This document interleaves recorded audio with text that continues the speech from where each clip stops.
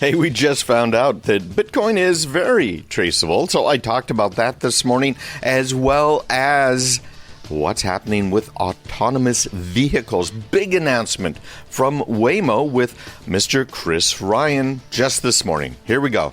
Joining us right now is Craig Peterson. He is the host of Tech Talk on News Radio 610 and 96.7, 11:30 on Saturday and Sundays. Craig, how are you? Hey, I am doing great this morning. So we've been teasing Bitcoin with your appearance today, and one of the major attractions to Bitcoin was that it was viewed by many as being untraceable, right? You couldn't tell where the money went, and it was used as a method of payment that was not traceable by governments, not traceable by individuals or entities. But in the reporting that we saw on the Colonial Pipeline hacking, Bitcoin was traceable, and a lot of that money, millions of dollars, in fact, was retrieved from DarkSide. So how was it traced by the FBI, and is this something that signals to you that Bitcoin is, in fact, traceable and will be traced moving forward? I had a really interesting briefing that was given by the Secret Service, and this was a couple of years ago, and they talked about how they went ahead and did trace Bitcoin. So we've been able to do it for a while. It's been a little difficult, but we've been working on it. What really surprised me this time is the FBI has come out and given some serious detail on exactly what they did in order to track this Bitcoin. And in fact, the Bitcoin was in a wallet in California, not some foreign country.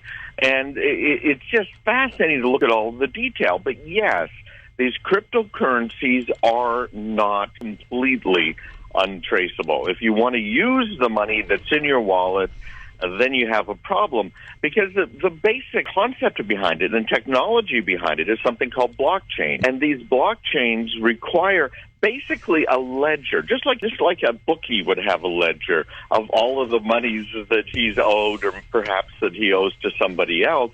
That ledger isn't just in that he's safe hidden underground somewhere. When it comes to Bitcoin, that ledger is everywhere. There are multiple, like hundreds of copies of it, and that is how you can validate Bitcoin itself. You have to have this ledger. It has to be in a lot of hands, and now the FBI has figured out some very clever ways to reverse engineer that ledger to find out where the money is. Another couple of things. I want to talk a little bit about self-driving trucks and self-driving cars. And one of the main reasons that, in my view, the technology has existed, that self-driving cars and trucks have not been overly utilized to this point, is that there is a fear that they're not going to be 100% effective. In other words, one may crash, and if one crashes, particularly at the beginning, and causes a problem, then that's going to create a ripple effect afterwards. And we're starting to see self-driving trucks. In fact, there's going to be a self-driving truck which is going to be hauling loads in Texas. The company JB Hunt has announced that they're going to be working with Waymo, and they're going to have a driverless truck which is going to operate on I-45 in Texas, taking cargo between Houston and Fort Worth. Trucks are still going to have humans on board, a truck driver, as well as technicians. So this, in my view, is the precursor to the future.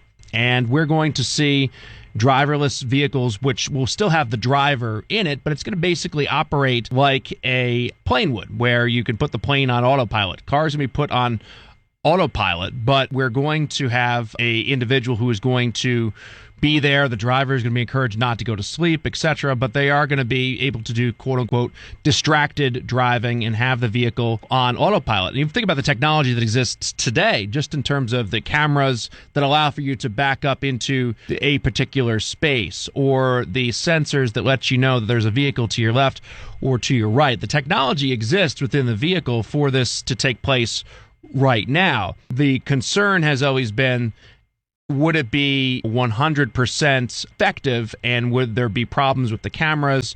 What if you lose your GPS signal and the vehicle is in a state where it can no longer be driven and there's connectivity problems? But to me, we're there, and this is an interesting experiment. It's really interesting. And these autonomous vehicles have already driven millions of miles. Mm-hmm. So this is what we've always predicted to be the first step towards having really fully autonomous vehicles for all of us. Of course, we've got Elon Musk out there promising that they're going to have fully autonomous. You can just have a nap type autonomous for his Tesla vehicles by the end of the year. And then his main technology guy poo-pooed it pretty quickly and pushed it out a couple of years. With this, the trucks and tying it all together, going between Houston and Fort Worth, which is quite a ways to go, we're seeing the very first industry that's likely to be completely automated. Now, Waymo, we know, you've heard about this before, has been operating a taxi service just outside of Phoenix. You might remember the car accident that happened and the lady that was killed by one of these autonomous vehicles with a human driver behind it. But what we're looking at now is going to be phenomenal.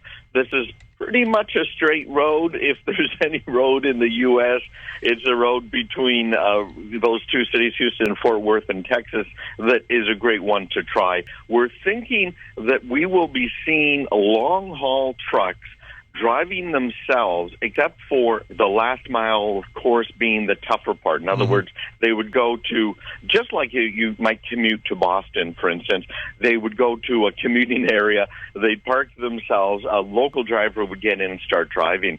But this is huge and is completely different than, for instance, what Volkswagen is predicting or hoping might happen, too, with autonomous vehicles. Craig, thank you so much. All right, take care. You as well. Craig Peterson joining us here on New Hampshire Today.